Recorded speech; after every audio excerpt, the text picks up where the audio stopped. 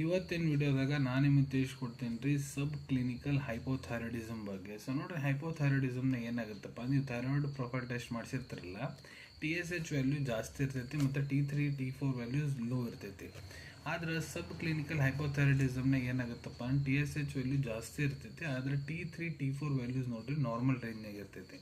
So ಇದ್ರಾಗ doctor ಸಬ್ clinical hypothyroidism ಅಂತ diagnose ಮಾಡ್ತಾರೆ. ಅಂದ್ರೆ ಆ ಪೇಷಂಟಿಗೆ ಮುಂದೆ ಹೋಗ್ತಾ ಹೋಗ್ತಾ ಹೈಪೋಥೈರಾಯ್ಡಿಸಮ್ ಆಗೋ ಸಾಧ್ಯತೆ ಆಗ್ಬೋದು ಅಂತ ಡಯಾಗ್ನೋಸ್ ಮಾಡಿರ್ತಾರೆ. ಸೊ ಇದ್ರಾಗ ಪೇಷಂಟ್ಸಿಗೆ ಇನಿಷಿಯಲಿ ಮೆಡಿಸಿನ್ಸ್ ಕೊಡಂಗಿಲ್ಲ ರೀ, 2-3 ಮಂತ್ ವೇಟ್ ಮಾಡ್ತಾರೆ. ಅದ್ರಾಗ ಪೇಷಂಟಿಗೆ ಏನಾಗುತ್ತೆ, ಭಾಳಷ್ಟು ಪೇಷಂಟ್ಸಿಗೆ ತಾನಾಗಿ ಗುಣ ಆಗಿಬಿಡ್ತೈತಿ. ಹೈಪೋಥೈರಾಯ್ಡಿಸಮ್ TSH ವ್ಯಾಲ್ಯೂ ಜಾಸ್ತಿ ಇರ್ತೈತೆ ನೋಡ್ರಿ, ಅದು ಕೂಡ ಕಡಿಮೆ ಆಗಿಬಿಡ್ತೈತಿ, ನಾರ್ಮಲ್ ಆಗಿಬಿಡ್ತಾರೆ ಅವರು. ಆದರೂ ಮತ್ತೆ 3-4 ತಿಂಗಳು ಬಿಟ್ಟು ಮತ್ತೆ ಟೆಸ್ಟ್ ಮಾಡಿಸ್ತಾ TSH ವ್ಯಾಲ್ಯೂ 10ಕ್ಕಿಂತ ಜಾಸ್ತಿ ಬಂತಂದ್ರೆ ಹೈ ಅಂಥದ್ರಾಗ ಡಾಕ್ಟರ್ ಇದನ್ನು ಮೆಡಿಕೇಶನ್ಸ್ ಕೊಡ್ತಾರೆ ರೀ.